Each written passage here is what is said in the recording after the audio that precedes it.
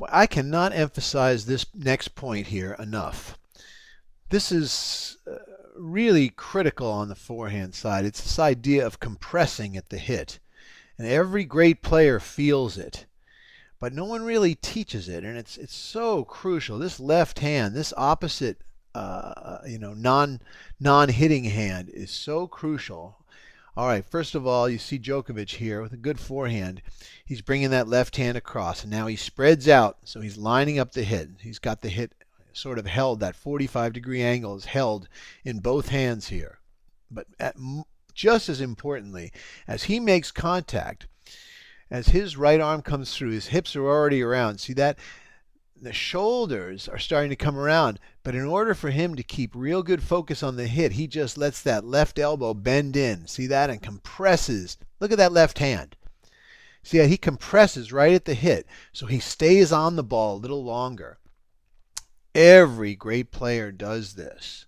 And start to notice it. It doesn't matter if it's a great junior or a great pro. All your favorite players use this. And if you really, especially if you want to smack the ball like Warren does here in this next hit. Once again, his left hand comes across. Now it'll start to break apart. See that? And then as he makes contact, see, watch his left arm here. Watch it start to retract. See that?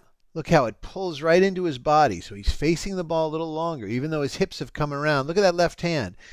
It's a little, a little broken there. The wrist's a little broken. But you see that hand stays in there. And it's that left hand that keeps him on the hit. So you've got all this violent motion here with your hips and the shoulders, right? They're rotating in and out of the shot. But it's that left hand that keeps everything solid right there at the 45. Take a look again. See that? Backing away. Keeps that left hand facing the ball. Steve Foreman, former #1 junior player. I mean, he's got a huge, probably the best forehand in the country in the juniors at the time. He can hit with anyone. But look at that left hand as he makes contact. Watch this. See where that left hand is? It's no accident. See how it now starts to compress right there at the contact. See that? Bam. So both hands are facing the ball. So even if that left foot comes up, or he pulls his hips out too early, or even jumps, that left hand holds him steady. Let's take another look here at Ryan Harrison. Another good pro coming out of being a great junior. Look at that left hand. See how it retracts that arm like a bird's wing? And he keeps it in there at contact. Let's take another look from above. Slow motion of Warren. Another huge forehand for a skinny guy. See that left hand at contact? See how both hands are facing the ball? And that way, even though he's pulling his hips around, his shoulders stay facing the hit just long enough, right? Just long enough to make great contact right here. So see it again. There's your sword and the shield, which you'll see later. Now he pulls that left hand in. So he's really facing the ball, even though his hips have already pulled out. So he has that nice loose look. But what keeps him firm at the hit is this idea of compressing. Look at this pickup. Compressing right at contact. So you want to keep the palms facing one another.